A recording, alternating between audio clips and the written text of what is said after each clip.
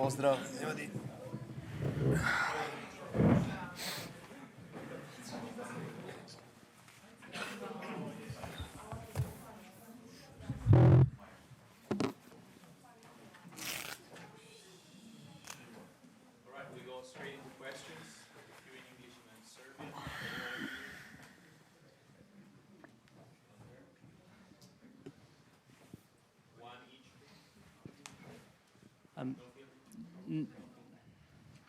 Novak, how are you feeling coming into the match this morning? We saw you had, or this afternoon, I should say, saw you had some taping on your knee when you arrived at Roland Garros. Was that a problem before the match?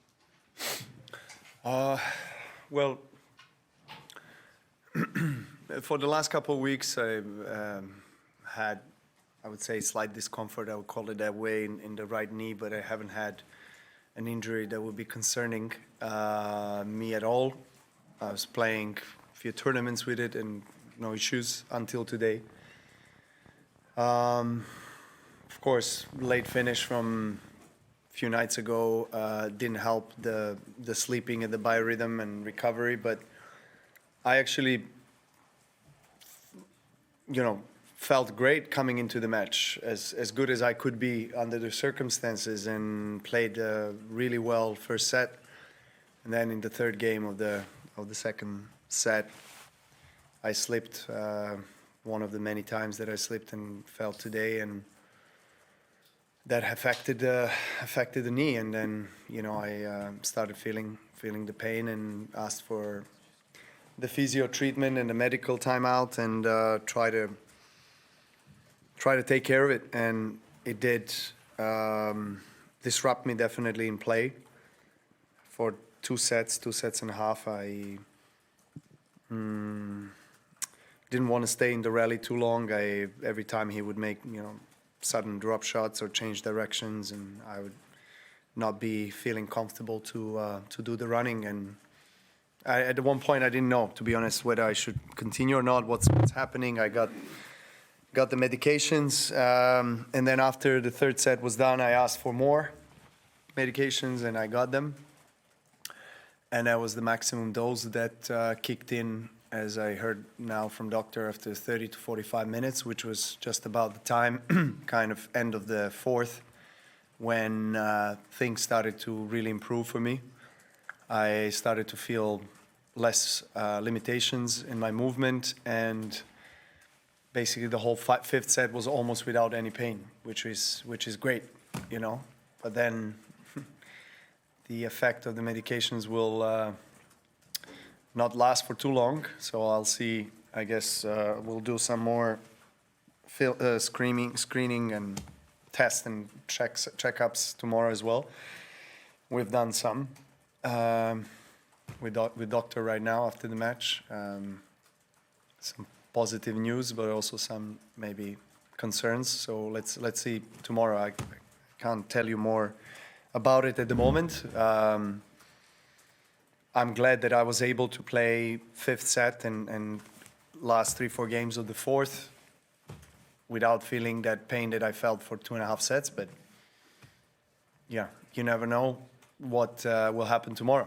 I've had situations in my career where I had, muscle tears and different things, and played with that during the tournament. I'm not the only one. Many players have played with different injuries. There are medications, anti-inflammatories, stuff that you can do. The adrenaline, of course, that kicks in, that helps you go through the tournament.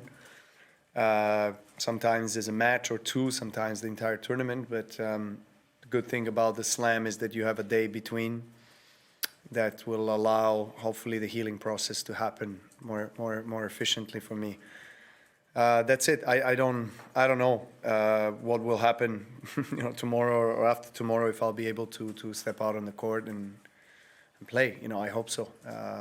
Let's see what happens. Hi, Novak. So what were the issues with the court, and was that something that you felt from the start of the match, kind of as soon as you came out? Look, the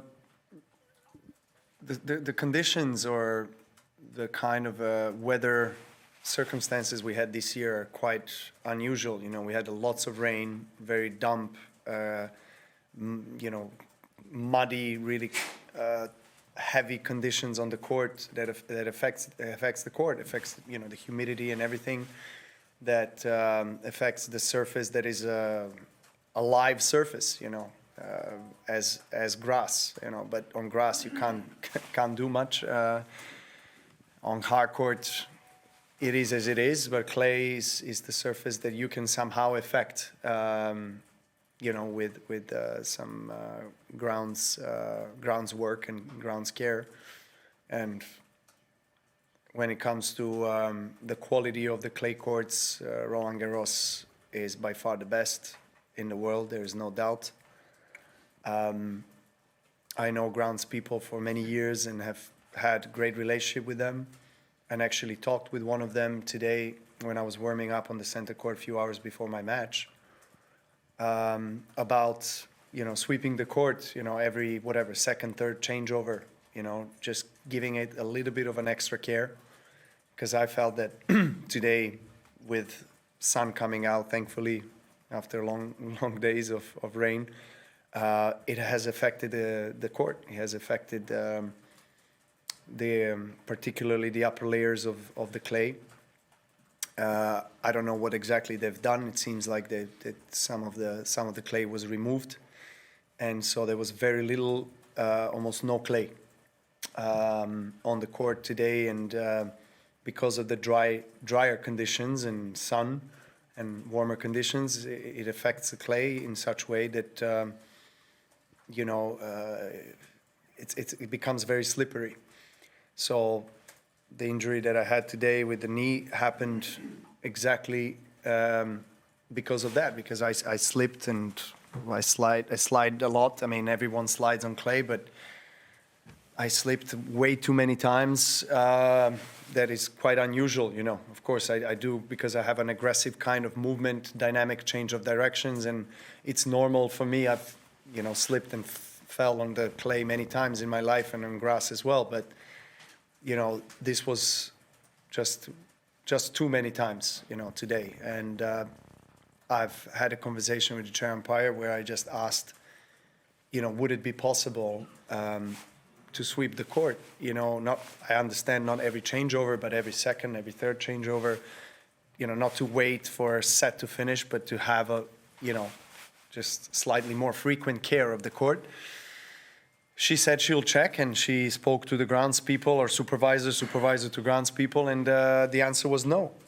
And I asked for a supervisor to have a conversation, and I just asked for explanation. And I'm not pointing fingers at someone's blaming whoever, a group or an individual, of why that's the case. I'm just trying to understand in this whole process what is the damage to the court to sweep it. And anyway, we do it with our feet, you know. Before you serve, you know, a lot of players do it. They either clean the line or the space in front where you're going to bounce the ball, or behind. I just don't see how that's damaging to the court. I actually see that that's helpful to us players, at least bringing a little bit more clay, evening clay, you know, behind the court, and just, you know, reducing slightly the possibility of slipping, you know, because when you're moving during the point, you're removing the clay, and then all of a sudden, some places you have absolutely no clay. It's just concrete, basically. So, yeah, I know that currently, you know, some of my team members are also having a conversation with Roland Garros people, just trying to understand. I'm just trying to understand why it is, you know,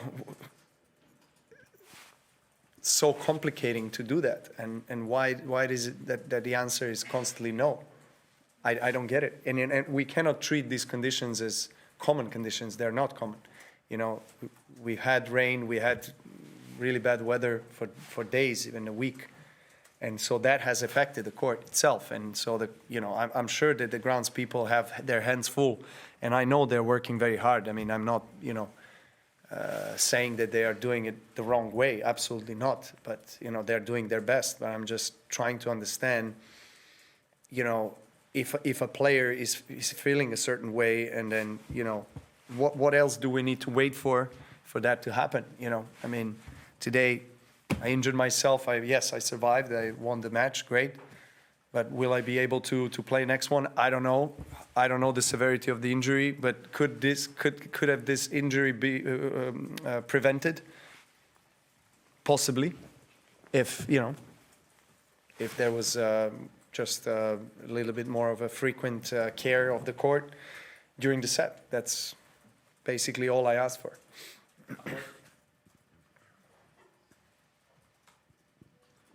Hi, Novak.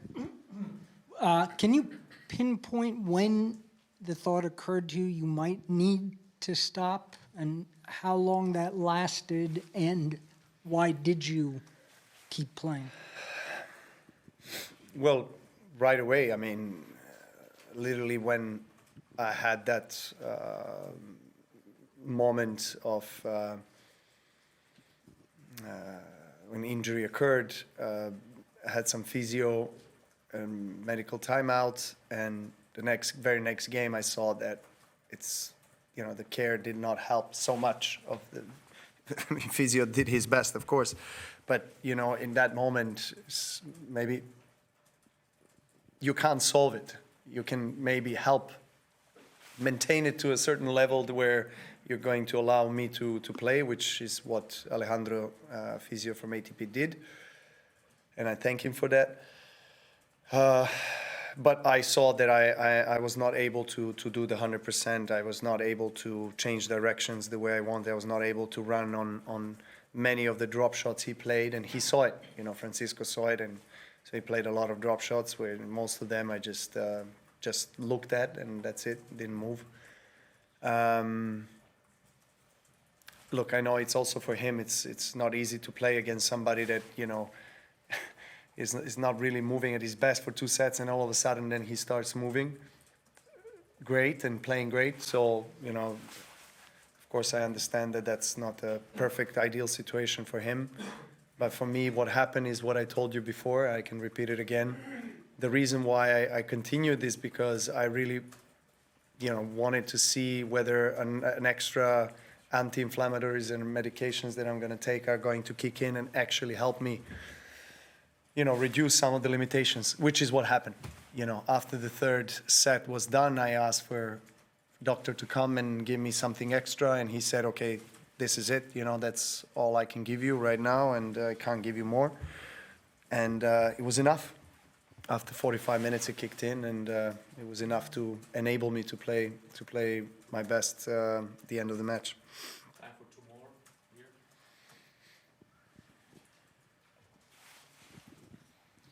Hello, Novak. You had basically 1 day and a half to prepare this match. I was curious about the way you managed your post-Musetti match time between sleep, care, tennis. Yeah. What did you do? I played petanque, you know, yesterday. And that was as hard of a activity as I had yesterday in Bois de Boulogne with my friends. Yeah, just very easy day, really. I slept most of that day yesterday, and did a lot of physio work and some of the water work as well, some of the exercises in the water that always helps reduce the strain on the joints and muscles, and and try to get the decent sleep again, which I did. So, as I said, you know, I came to the court, I warmed up well, first set great, so I didn't feel that the last match has affected me so much that I'm unable to, you know, to run or to sustain the level. I played for over 4.5 hours. It was longer than the match against Musetti. So physically, I'm okay. You know, I thankfully I was able to recover quickly. But you know, this is something that happened as unplanned and unpredictable injury, and yeah. So I have to now, I guess, rethink or reprogram with my medical team and physio the recovery time and focus it mostly on the knee. Matt. Just on one more question about the knee. Was there any kind of like trauma that happened in the last few weeks, or is it just something that developed through wear and tear that happens when Yeah, when that's- you're yeah. turning 37 and now 37? Thanks for reminding me. Well, thought you might it's, be. Thought yeah. you might have forgotten at Yeah. the fifth set. Yeah, I think it was more probably the wear and tear. But again, I'm saying, you know, I did carry it with me for a couple of weeks, but I did not feel that it was affecting me on the court. Meaning, as soon as I would warm up, I would feel fine. I would run. I would do split slides, whatever. You know, it wasn't any kind of an issue for me when I start to play. When I was cold, that's where I feel the discomfort, etc. So today, again, we did put an extra care and attention to the knee in the last few days, my physio and I. It's like we you know, predicted something might happen. So yeah, that helped, but I don't know. I mean, this today, it's just one of these things when you're on the court.